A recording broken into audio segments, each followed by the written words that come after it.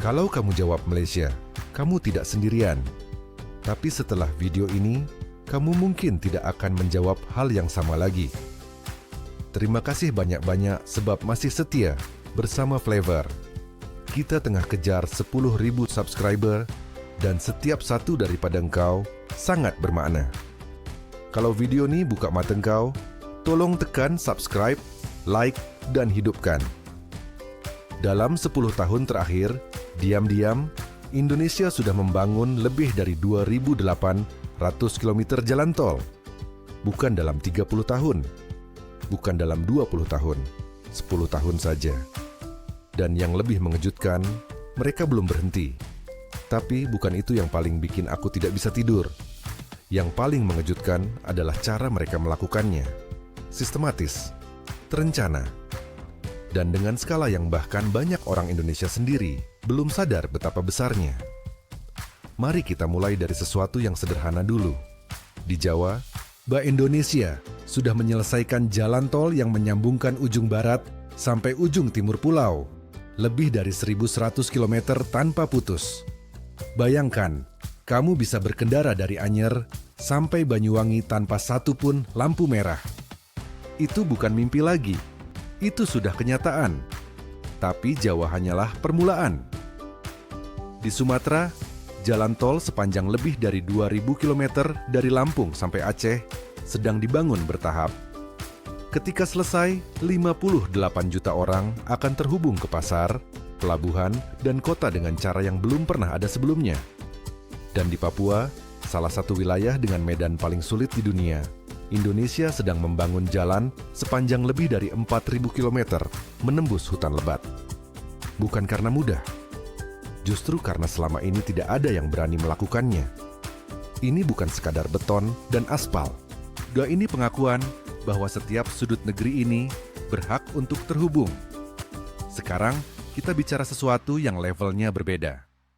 Pada tahun 2023, Indonesia meluncurkan sesuatu yang belum pernah ada di Asia Tenggara sebelumnya. Kereta cepat pertama di kawasan ini. Wush! Jakarta ke Bandung dalam waktu kurang dari 50 menit dengan kecepatan maksimum 350 km per jam. Negara tetangga masih dalam tahap kajian dan rapat. Indonesia sudah meluncur. Dan di Jakarta sendiri, jaringan transportasi bawah tanah terus berkembang agresif. MRT yang terus menambah fase baru, dan LRT Jabodebek yang menghubungkan lebih dari 30 juta penduduk kawasan megapolitan dengan teknologi otomatis tanpa pengemudi. Teknologi yang sama dengan metro-metro terbaik di dunia. Tapi ada satu angka yang ketika aku pertama kali melihatnya, aku harus membacanya 2 kali. Indonesia mengalokasikan sekitar 4,4% dari PDB mereka untuk infrastruktur setiap tahun.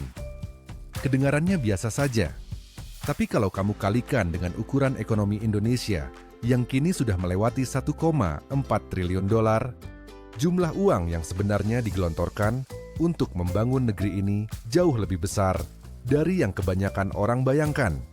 Ini bukan negara berkembang yang membangun seadanya.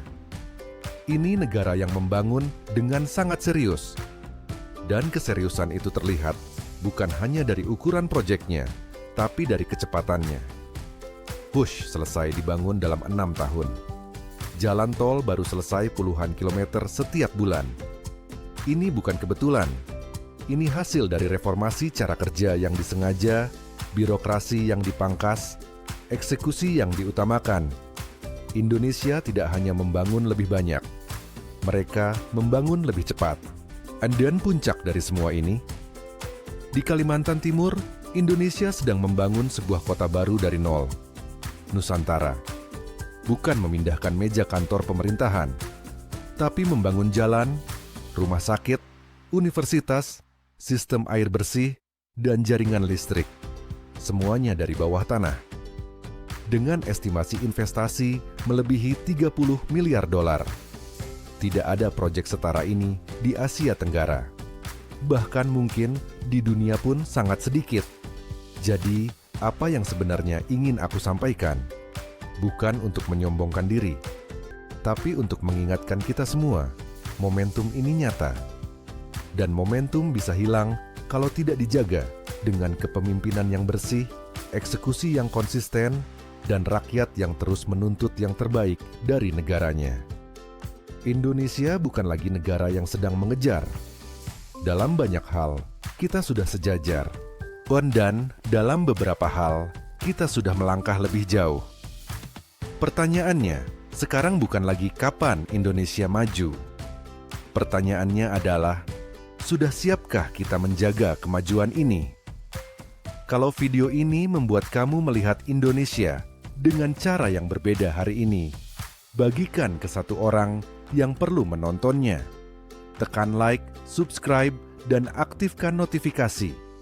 Karena konten seperti ini yang bicara fakta, bukan sekadar kebanggaan kosong, perlu sampai ke lebih banyak orang. Sampai jumpa di video berikutnya. Wassalamualaikum